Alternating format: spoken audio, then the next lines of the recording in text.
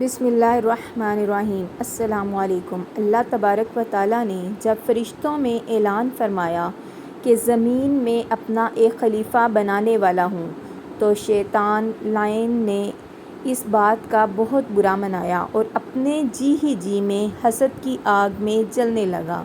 چنانچہ اللہ تعالیٰ نے حضرت آدم علیہ السلام کو پیدا فرما کر فرشتوں کو حکم دیا کہ میرے خلیفہ کے آگے سجدے میں گر جاؤ، تو سب سجدے میں جھک گئے مگر شیطان اکڑ رہا اور نہ جھکا۔ اللہ تعالیٰ کو اس کا یہ تکبر پسند نہ آیا اور اس سے دریافت کیا کہ اے ابلیس، میں نے جب اپنے قدرت سے بنائے ہوئے خلیفہ کے آگے سجدہ کرنے کا حکم دیا تو تم نے کیوں سجدہ نہ کیا؟ شیطان نے جواب میں کہا، میں آدم سے اچھا ہوں، اس لیے کہ میں آگ سے بنا ہوں اور یہ مٹی سے بنا ہے، پھر میں ایک بشر کو سجدہ کیوں کرتا؟ اللہ تعالیٰ نے اس کا یہ رعونیت بھرا جواب سنا تو فرمایا، مردود، نکل جا، میری بارگاہ رحمت سے جا، تو قیامت تک کے لیے مردود و ملعون ہے۔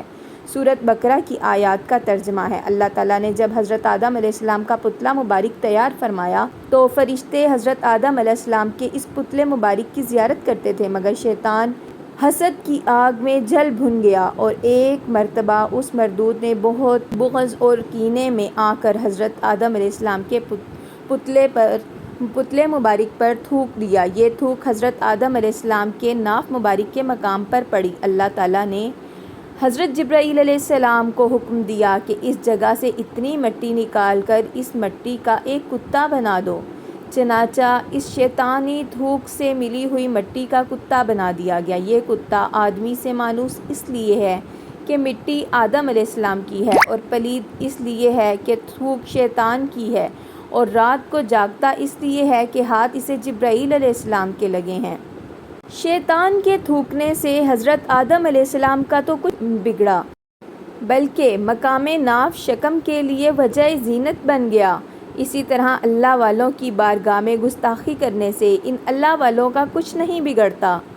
حضرت آدم علیہ السلام جب جنت سے زمین پر تشریف لائے تو زمین کے جانور آپ کی زیارت کو حاضر ہونے لگے۔ حضرت آدم علیہ السلام ہر جانور کے لیے اس کے لائق دعا فرماتے۔ اسی طرح جنگل کے کچھ ہرن بھی سلام کرنے اور زیارت کی نیت سے حاضر ہوئے۔ آپ نے اپنا ہاتھ مبارک ان کی پشتوں پر پھیرا اور ان کے لیے دعا فرمائی تو ان میں نافہ مشک پیدا ہو گئی۔ سبحان اللہ۔ ہرن جب یہ خوشبو کا تحفہ لے کر اپنی قوم میں واپس آئے تو ہرنوں کے دوسرے گروہ نے پوچھا کہ یہ خوشبو تم کہاں سے لے آئے ہو؟ وہ بولے، اللہ کا پیغمبر آدم علیہ السلام جنت سے زمین پر تشریف لائے ہیں، ہم ان کی زیارت کے لیے حاضر ہوئے تھے تو انہوں نے اپنی رحمت بھرا ہاتھ ہماری پشتوں پر پھیرا تو یہ خوشبو پیدا ہو گئی۔ ہرنوں کا دوسرا گروہ بولا، تو پھر ہم بھی جاتے ہیں۔ چنانچہ وہ بھی گئے۔ حضرت آدم علیہ السلام نے ان کی پشتوں پر بھی ہاتھ پھیرا مگر ان میں وہ خوشبو پیدا نہ ہوئی، اور وہ جیسے گئے تھے ویسے کے ویسے ہی واپس آ گئے۔ واپس آ کر متعجب ہو کر بولے کہ یہ کیا بات ہے، تم گئے تو خوشبو مل گئی اور ہم گئے تو کچھ نہ ملا۔